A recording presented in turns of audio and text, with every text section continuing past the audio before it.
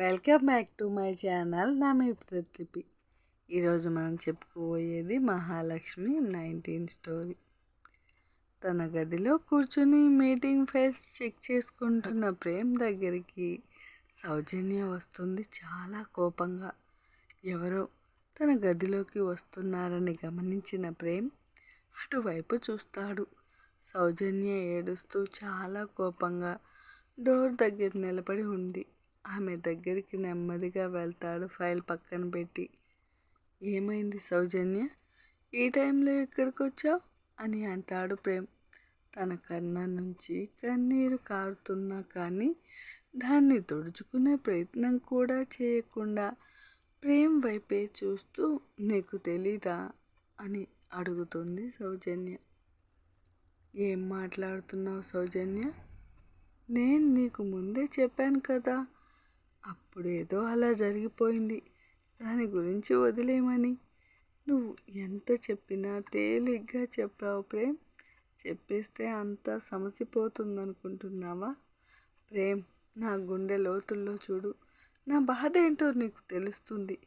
నేను నిన్ను చిన్నప్పటి నుంచి ప్రేమిస్తున్నాను. ఎంతగా అంటే నాకు దెబ్బ తగిలినా పట్టించుకోను. నీకేదైనా చిన్న నొప్పి కలిగినా చాలా బాధగా ఉంటుంది. నాకు అంతలా నేను నిన్ను ప్రేమిస్తుంటే నువ్వు మాత్రం మీ నాన్న చెప్పాడని వేరే అమ్మాయిని పెళ్లి చేసుకున్నావు. నువ్వు చాలా గ్రేట్ ప్రేమ్ అంటూ చప్పట్లు కొడుతుంది తను.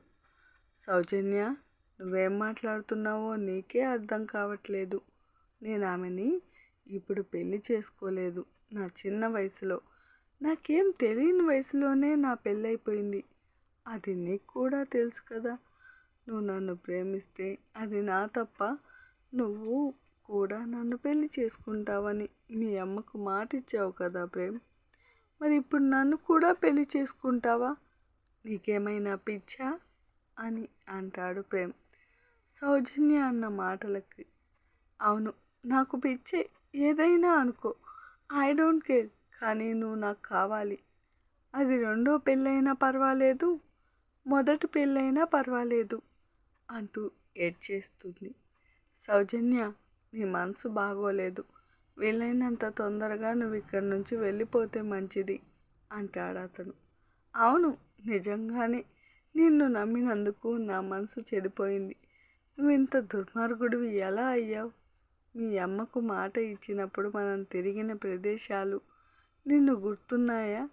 అసలు మనం ఎంత సంతోషంగా ఉన్నాం ఈ తింగరి పిల్ల రాకముందు. ప్లీజ్ ప్రేమ్, నువ్వు నన్ను కూడా పెళ్లి చేసుకో అంటూ తన కాలర్ పట్టుకొని గట్టిగా ఊపుతుంది సౌజన్య. ప్లీజ్ సౌజన్య, నువ్వంతలా బాధపడొద్దు. నీకు ఒక మంచి భర్త దొరుకుతాడు, నాకన్నా ఇంకా బాగా ప్రేమిస్తాడు. కానీ నన్ను మాత్రం పెళ్లి చేసుకుంటానని అనొద్దు. ఒక మగాడికి ఒకటే భార్య అనే సిద్ధాంతాన్ని నమ్మిన వాడిని నేను. నా భార్య ఎంత భర్తను ప్రేమిస్తుందో భర్త కూడా అంతే ప్రేమ భార్య మీద చూపించాలి. అయినా కానీ ఆమె అంటే నీకు ఇష్టం లేదు కదా అని సూటిగా ప్రేమ్ కళ్ళల్లోకి చూస్తుంది సౌజన్య. అవును, ఆమంటే నాకు ఇష్టం లేదు. అంత మాత్రాన ఇంతమందిలో ఇలా జరిగిన పెళ్ళిని చేసుకోవడం అంటే అదే నాకు ఇష్టం లేదు. నా మాట విను, నాకన్నా మంచి వ్యక్తి భర్తగా దొరుకుతాడు నీకు. నేను నిన్ను ప్రేమిస్తున్నానంటే నువ్వు ఇంకా ఎవరినో చేసుకుంటావేంటి? నీ దగ్గరికి వచ్చానని అలసుగా ఉంది కదా, నిన్ను బ్రతిమలాడుతున్నానని చీదరించుకుంటున్నావు. ఇన్ని రోజులు నిన్ను ప్రేమించిన సౌజన్యాన్ని చూసావు. ఇక మీదట నిన్ను ద్వేషించే సౌజన్యాన్ని చూడబోతున్నావు ప్రేమ్. ఎదురు చూస్తూ ఉండు.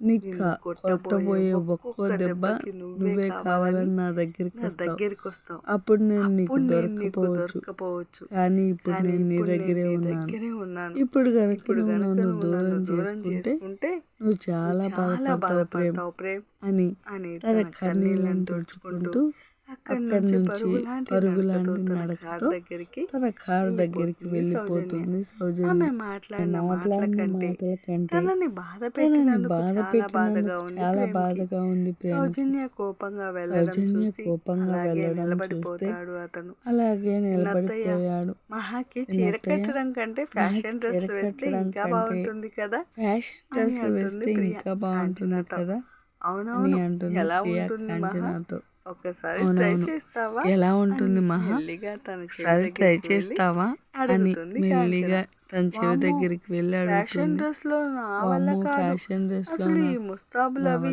ఎందుకు నాకు నిద్రొస్తుంటే కాంచనాకి మాత్రమే వినపడేలా అంటుంది. ఈరోజు నీకు శోభనమే, శోభనమే చాలా సినిమాలు కూడా చూసాను, చాలా సినిమాలు చాలా రకాల చాలా రకాల స్వీట్లు పండ్లు ఉంటాయి కదా, నేను చిన్న తినేస్తానులే, కావాలంటే నువ్వు కూడా తిను. మహా మాటలు విన్న శాంత చిన్నగా నవ్వుతుంది. తన చీర కొంగు నోటికి అడ్డు పెట్టుకుంది. దాంతో ప్రియ కూడా నవ్వుతుంది. కాంచన మాత్రం తన చేత్తో తన తలని కొట్టుకుని బయటికి చెప్పక్కర్లేదు, అవన్నీ తినేసి హాయిగా బజ్జు అని మెల్లిగా అంటుంది. అవును మరి మర్చిపోయాను, నాతో పాటు అతను కూడా నా బెడ్రూమ్ లోనే ఉంటాడా, చూసావు కదా సినిమాలు, వాటిలో కూడా అంతేగా, తనతో పాటు ఇంకొకరు కూడా గదిలోనే ఉంటారు, నీకు అన్నీ తెలుసు కదా. అదేం కుదరదు, నా గదిలో వేరే వాళ్ళు ఉంటే నాకు అస్సలు నచ్చదు పిన్ని అంటూ చిన్నగా అల్లరి చేయబోతుంది. కానీ దాన్ని కాంచన ఆపేస్తుంది. వాళ్ళు ఎక్కడ చూస్తారో అని మహాని పరువు మొత్తం తినకే. నీ గదిలోనే ఉంటాడు, నువ్వు అడ్జస్ట్ అయి ఉండాలి, మన అగ్రిమెంట్ గుర్తుంది కదా అని మళ్ళా ఒకసారి గుర్తు చేస్తుంది కాంచన. ఈ పిన్నికి వేరే పనేం లేదు, నన్ను బాగా బెదిరించడం ఈ మధ్య అలవాటు చేస్తుంది అని మనసులో తన పిన్నిని తిట్టుకుంటుంది మహా. తన తల్లి దగ్గరికి వెళ్ళాలంటే ఈ సంవత్సరం పాటు ఈ నరకంలో ఉండక తప్పదు అనుకుంటుంది మహా మనసులో. మహా, నీకు ప్రేమ అంటే ఏంటో తెలుసా అని అడుగుతుంది ప్రియ. తెలుసు, బాగా తెలుసు. అవునా, ఎవరినైనా ప్రేమించావా అని ఆశ్చర్యంగా అడుగుతుంది మహా మాటలు విన్న ప్రియ. ప్రేమంటే తెలుసన్నాను కానీ ప్రేమించానని చెప్పానా, అయితే ఏంటి చెప్పు అని అడుగుతుంది ప్రియ మహాని. ఒకరినొకరు ప్రేమించుకోవడం, పెళ్లి చేసుకోవడం అంతే కదా అంటుంది మహా. అవును, నువ్వు చెప్పింది నిజమే, నేను సూర్య కూడా ఇలాగే పెళ్లి చేసుకున్నాం, కానీ మాది రివర్స్, పెళ్లి చేసుకుని ప్రేమించుకున్నాం అంటుంది ప్రియ. అవునా, ఇలా కూడా చేయొచ్చా అని ఆశ్చర్యంగా కళ్ళు పెద్దవి చేసుకొని అడుగుతుంది మహా. నాదే కాదు, మీ అమ్మది, మీ పిన్నిది కూడా నాలాంటి పెళ్ళే. ప్రియా చెప్పిన మాటలు విని అవునా పిన్ని అన్నట్లుగా కాంచన వైపు చూస్తుంది. అవునన్నట్లు తన 2 కళ్ళని ఆర్పి చెప్తుంది కాంచన. ఇప్పుడు అర్థమైంది కదా, నువ్వు కూడా మా అన్నయ్యని పెళ్లి చేసుకున్నావు, నెక్స్ట్ చేయాల్సిందేంటో తెలుసా. ఏంటి అమాయకంగా అడుగుతుంది మహా. ప్రేమించడం అని అంటుంది మహాతో. మహా ఏమందో తెలుసుకోవాలంటే నెక్స్ట్ పార్ట్ దాకా ఆగండి. అప్పటి వరకు ఈ ఛానల్ ఎలా ఉందో చూసి సబ్స్క్రైబ్ చేసుకోవడం మాత్రం మర్చిపోకండి.